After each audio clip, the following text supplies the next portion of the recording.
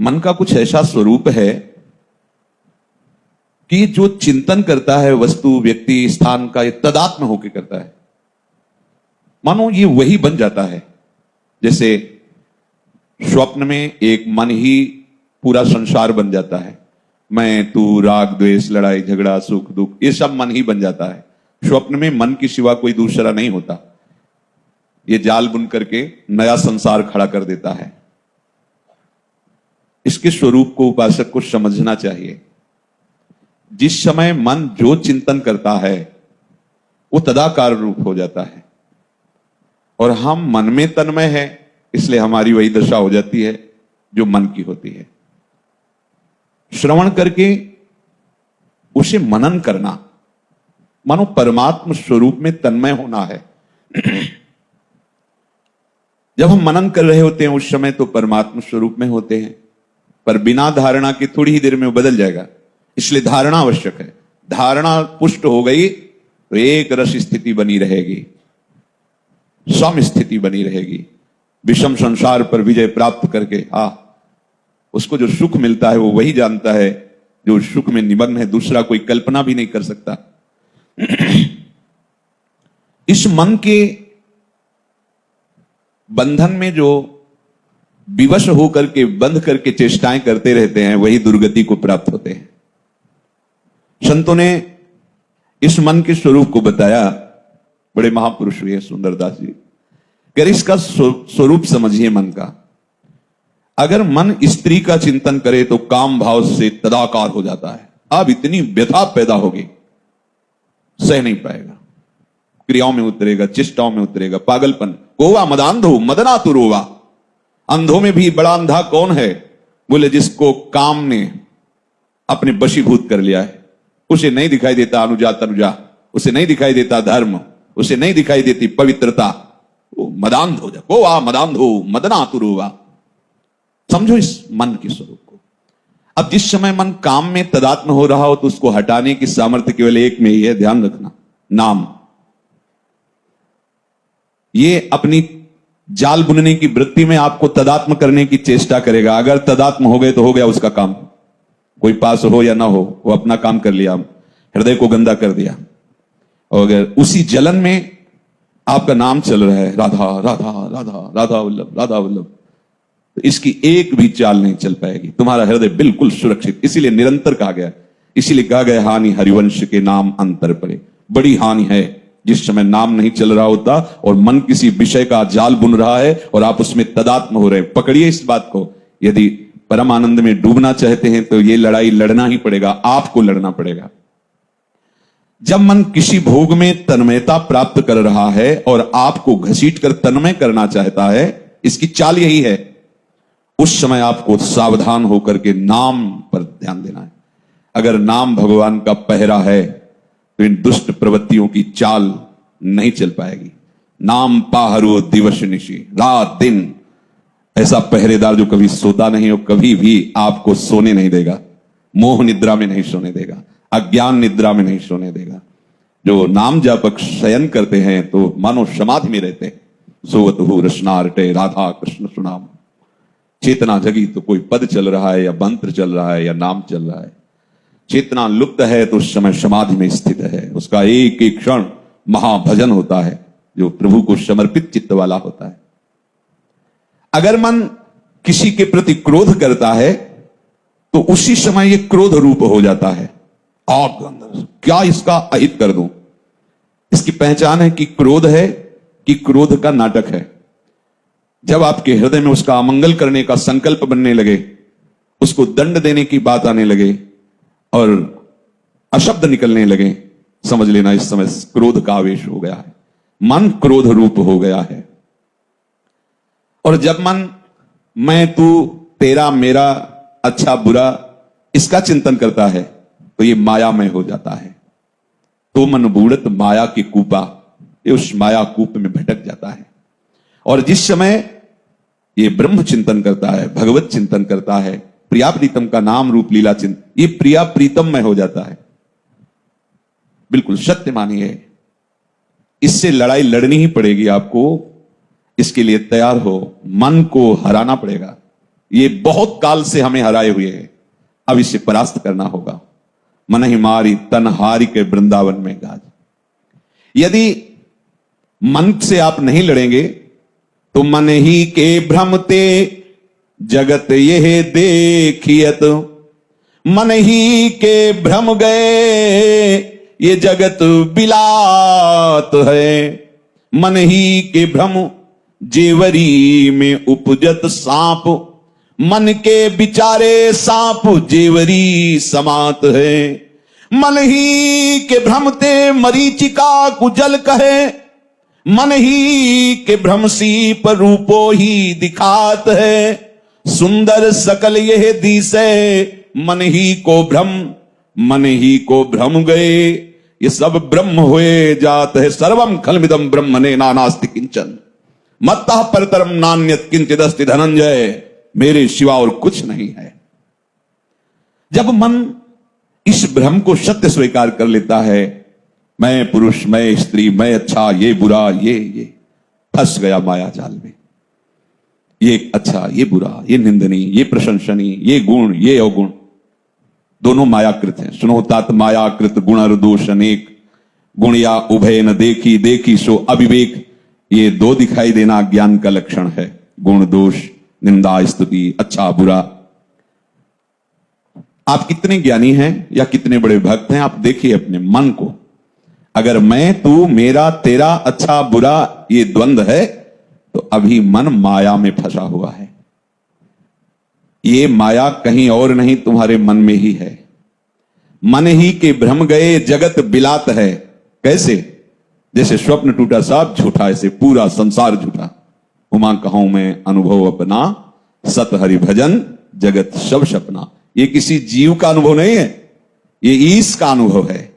भगवान कह रहे हैं, जो वंदे बोधमयम नित्यम गुरुम शंकर रूपिणम, जो बड़े बड़े गुरुओं के भी गुरु हैं, बोध स्वरूप हैं, ज्ञान समुद्र हैं, वो कह रहे हैं हे उमा मैं अपना अनुभव तुम्हें बताता हूं। ये सारा संसार स्वप्नमय है। अगर सत्य है तो हरि, हरि नाम सत्य है, भजन सत्य है।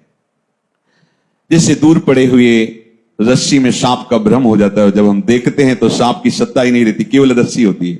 ऐसे ही प्रभु में जगत का भ्रम हो गया है। प्रभु में अच्छा बुरा, गुण अवगुण, दुख सुख, इसका भ्रम हो गया है। जैसे रस्सी में सांप का भ्रम हो जाता है।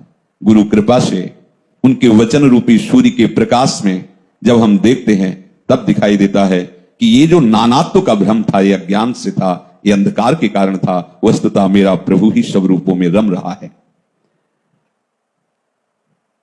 जब तक हमारा मन पवित्र नहीं होगा, भगवत चिंतन के बिना ये पवित्र नहीं हो सकता, चाहे गंगा में खड़े हो जाओ।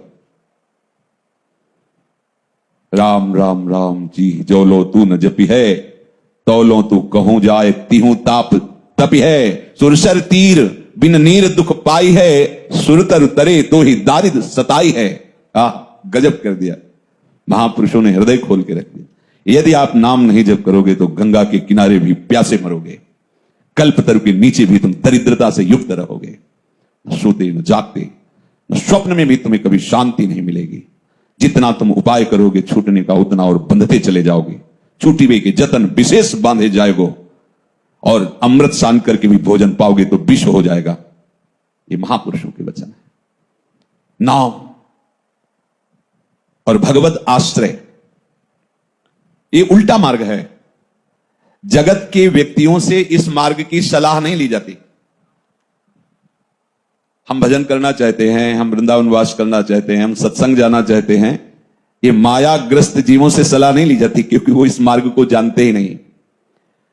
जीवित मर जाए, उलट आप में समाए, कहीं नहीं जाए, मन शुद्ध दिलगिरी है। ये भगवत मार्ग। करे विपिन वास, इंद्री जीत, तजय भूख प्यास, मेटे परास, खास पूरन सबूरी है। परम तत्व को विचार, चिंता विचार सबे, तार मत बाद हर भजले ये अमीरी है। कहे चरणदास दीन दुनिया में पुकार, सब आसान यार पर मुश्किल फकीरी है।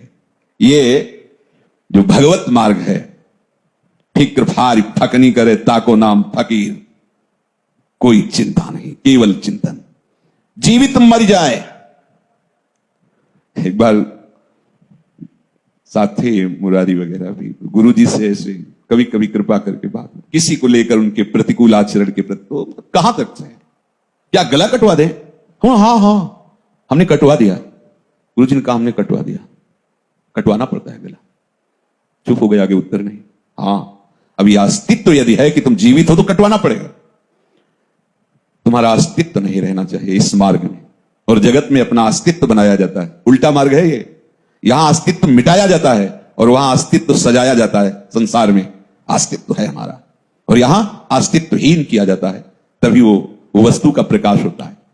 जीवित मर जाए, जीते जी मरना होगा। कैसा मरना होगा?